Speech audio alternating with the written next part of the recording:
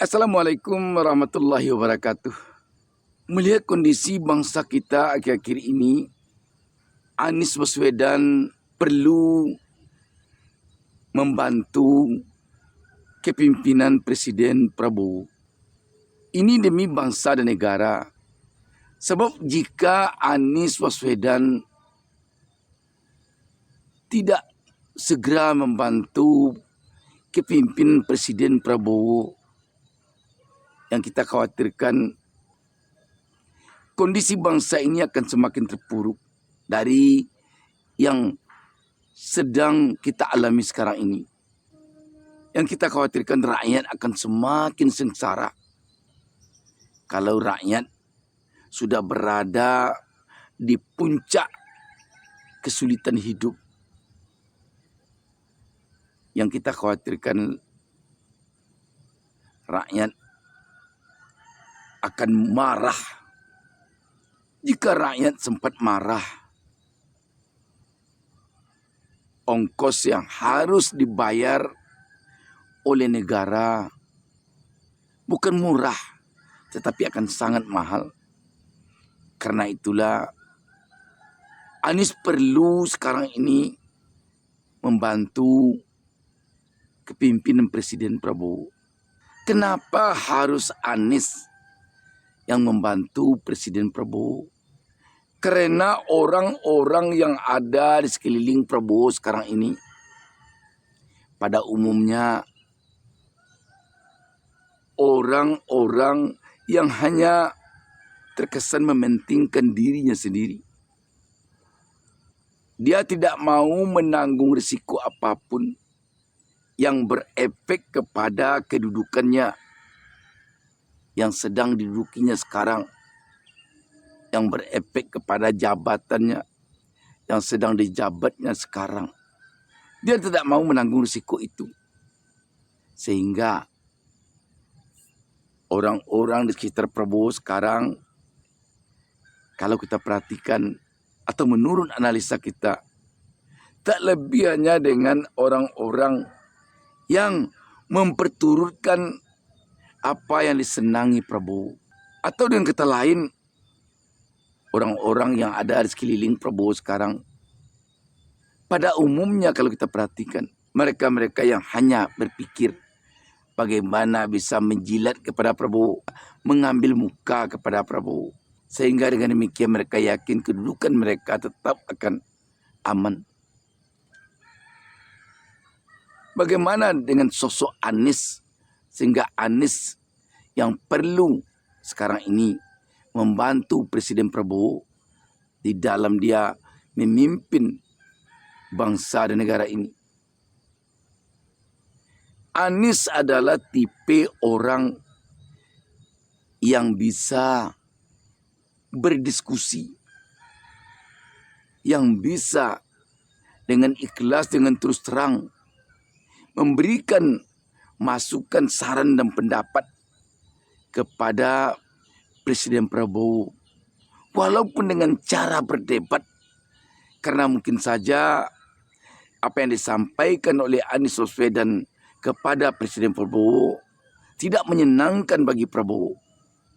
Bisa saja bertolak belakang dengan keinginan Prabowo. Tetapi kita yakin Anies akan berani, akan mau menyampaikan kepada Prabowo. Seperti saya katakan tadi, meskipun dengan cara berdebat. Kenapa Anies bisa melakukan hal ini? Karena Anies adalah seorang tokoh yang punya bekal yang mumpuni, yang mencukupi untuk berdebat atau berdiskusi dengan Presiden Prabowo. Dan Anies seorang tokoh yang tidak berpikir bagaimana dia aman dari kedudukannya, bagaimana dia tetap menjabat, tetapi dia berpikir bagaimana bangsa ini selamat, negara ini selamat dari keterpurukan yang sedang dialaminya. Anies tidak takut dipecat kalaupun dia berjabatan. Dan Prabowo dalam kondisi sekarang ini sangat butuh orang seperti itu. Walaupun mungkin sekarang ini tidak terlintas hal itu di kepala Prabowo. Yang terlintas di kepala Prabowo mungkin memang adalah tipe orang-orang yang sekarang berada di sekelilingnya, yang selalu mengatakannya hebat, yang selalu mengatakan apa yang dikemukakan oleh Prabowo itu mantap. Sahabat BN, pentingnya Anies sekarang ini membantu Prabowo, karena negara dan bangsa kita sekarang ini benar-benar telah berada di jurang yang menakutkan.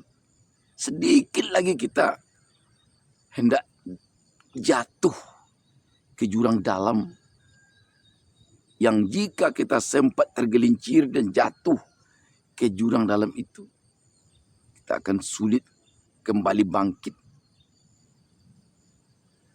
Apa jurang dalam itu sekarang yang sangat kita takuti, yang memerlukan pertolongan Anies terhadap Prabowo sebagai seorang presiden kepala negara, sebagai seorang nakhoda dari kapal besar yang isinya sekitar 280 juta nyawa manusia yang berada di 17.000 pulau yang bernama Republik Indonesia. Kalau kita rinci satu-satu, terlalu banyak alasan Anies kita haruskan membantu Prabowo. Tetapi setidaknya dalam garis besar dapat kita katakan, di antaranya bangsa kita sekarang ini dari sisi ekonomi sudah benar-benar berada di titik nadir. Setidaknya dapat kita lihat dari sisi PHK yang semakin tidak terkendali. Perusahaan-perusahaan sekarang ini banyak yang sudah tutup karena tidak bisa lagi membiayai perusahaannya untuk bisa tetap beraktivitas. Sebut saja Sritek, Sangken, Yamaha Musik, Bata, dan sejumlah pabrik sepatu, serta pabrik tekstil, dan pabrik-pabrik lainnya. Rupiah kita yang semakin jatuh dari dolar Amerika dari hari ke hari, malah telah mencapai 17.300 kemarin ini. Ini tentu menakutkan sekali. IHSG kita, indeks harga saham gabungan kita, anjlok. Malah sampai kemarin ini bursa efek kita stop beraktivitas beberapa saat. Harga-harga kebutuhan pokok sekarang ini semakin melonjak, semakin tidak terkendali. Rakyat kita yang terkena PHK, yang puluhan ribu baru-baru ini saja, semakin tertekan, semakin membuat perekonomian kita terpuruk. Daya beli mereka semakin jatuh. Menurut Presiden KSPI Said Iqbal, tidak kurang dari 60.000 pekerja kita terkena PHK baru-baru ini saja. Sementara orang-orang di sekeliling Prabowo tetap juga mengatakan kepada Presiden Prabowo, negara kita ekonominya sedang kuat, kita sedang baik-baik saja. Dan apa yang dilakukan oleh Presiden Prabowo mantap, bagus. Padahal banyak hal-hal yang dilakukan Presiden Prabowo yang bisa membuat kondisi semakin buruk. Contoh, Presiden Prabowo dulu mengatakan kita tidak akan impor lagi. Apakah impor daging, apakah impor beras, dan impor-impor yang lainnya. Tetapi tak lama berselang, kemarin ini Prabowo mengatakan kebalikan dari itu. Tidak ada lagi pembatasan kuota impor, impor saja. Bayangkan, di tengah-tengah sekarang ini terjadi perang dagang di dunia. Amerika menaikkan tarif impor barang-barang yang masuk ke negaranya. Kita malah membebaskan kuota impor. Kita harus mampu memberi makan kepada seluruh rakyat Indonesia. Tidak lagi impor, tidak lagi impor, tidak akan impor beras lagi, tidak akan impor jagung lagi, tidak akan impor garam lagi. Saya minta ya, ada Menteri Pertanian, ada Menteri Perdagangan, nggak usah ada kuota apalagi semua, nggak ada kuota. Siapa mau impor daging, silahkan, siapa aja boleh impor. Mau impor apa, silahkan, buka aja. Adaptasi iya, tapi tetap berpihak pada kepentingan nasional dan pengusaha lokal dong. Kita belajar dari tergerusnya tekstil nasional karena banjirnya impor. Yang kayak gini-gini jangan terulang. Demikian pula ketika Prabowo dalam suatu kesempatan mengatakan endasmu kepada orang yang mengkritiknya. Harusnya orang di sekeliling Prabowo memberikan pendapat, saran, masukan kepada Prabowo agar jangan bicara demikian. Karena seorang presiden kepala negara, seorang pemimpin tertinggi, kalau bicara seperti ini, dia akan menjadi rendah jadinya di tengah-tengah masyarakat. Karena ini tidak pantas dikemukakan, dikatakan atau diucapkan oleh seorang presiden kepala negara. Tetapi itu tidak ada kelihatannya disampaikan oleh orang-orang sekeliling Prabowo kepadanya. Sampai itu banyak lagi hal lain yang kelihatannya memerlukan Anies Baswedan membantu Presiden Prabowo. Presiden Prabowo sekali lagi harus kita katakan memerlukan orang yang bisa berdebat dengannya, yang bisa mengemukakan terus terang kepadanya bahwa ini langkah-langkah yang dilakukannya yang baik, yang positif untuk memperbaiki nasib bangsa. Dan ini langkah-langkah yang dilakukannya yang tidak baik, yang tidak positif untuk memperbaiki nasib bangsa. Harus ada orang sekarang yang berani mengungkapkan itu kepada Presiden Prabowo, yang tidak sedikit pun terkait dengan misi kepentingan dirinya untuk tetap berjabatan, untuk tetap punya kedudukan dari kepimpinan Prabowo. Harus ada. Dan itu hanya akan ada pada Anies Baswedan.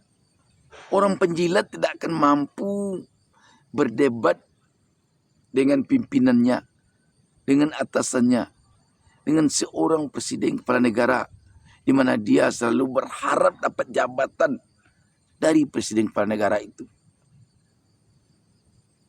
Hanya orang yang tidak mengharapkan jabatan, hanya orang yang benar-benar dalam hatinya, dalam pikirannya mencintai bangsa dan negara, mencintai rakyat, menyayangi negeri ini, itu hanya yang bisa berdebat, berbeda pendapat, adu argumentasi dengan seorang presiden kepala negara yang bertipe seperti tipe Presiden Prabowo ini.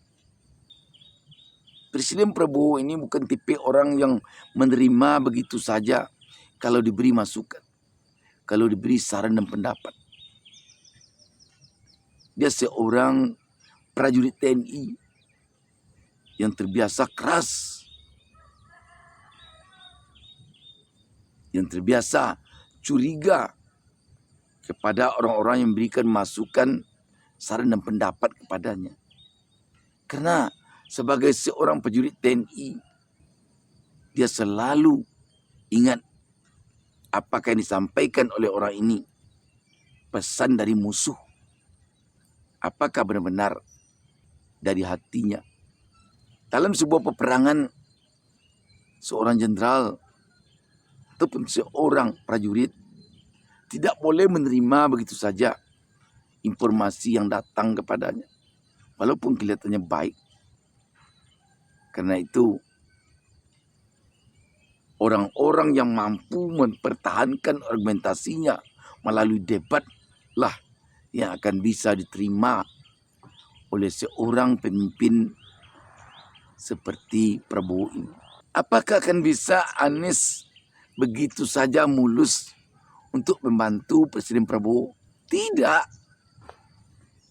Kalaulah sekarang ini ada tanda-tanda terlihat oleh orang-orang di sekeliling Presiden Prabowo, Anies Baswedan akan membantu Presiden Prabowo, kita yakin orang-orang di sekeliling Presiden Prabowo akan berusaha untuk menjauhkan Anies dengan Presiden Prabowo. Jangan sampai Anies dekat dengan Presiden Prabowo. Jangan sampai Anies bisa berkomunikasi dengan Presiden Prabowo. Kenapa demikian? Karena kalau Anies sempat berkomunikasi dengan Presiden Prabowo, apalagi sempat dekat dengan Presiden Prabowo, maka mereka-mereka yang suka menjilat, yang suka mengambil muka, yang suka hanya mengemukakan, menginformasikan informasi yang sifatnya asal bapak senang, akan susah masuk. Tidak akan dapat lagi leluasa mengisi kepala Presiden Prabowo dengan informasi-informasi yang menyenangkan Presiden Prabowo saja. Ini yang ditakutkan sekarang ini oleh orang-orang di sekeliling Prabowo kalau Anies masuk. Bagaimana Anies bisa membantu Presiden Prabowo? Kalau demikian, maka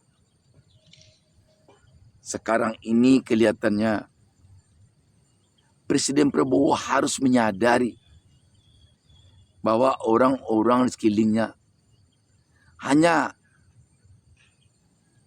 ingin memanfaatkannya untuk mereka mendapatkan jabatan dan kedudukan. Ini yang perlu harusnya disadari oleh Presiden Prabowo. Seperti dikatakan Jenderal Fahrul Razi dalam kesempatan acara penyampaian pernyataan sikap ratusan jenderal dan di dalamnya ada Jenderal TNI Purnawirawan Tri Sutrisno, jenderal paling senior dan tokoh paling disegani di Republik ini sekarang ini. Pak Prabowo tidak perlu berterima kasih, tidak perlu merasa terutang budi kepada Jokowi, kata Fahrul Razi. Kenapa?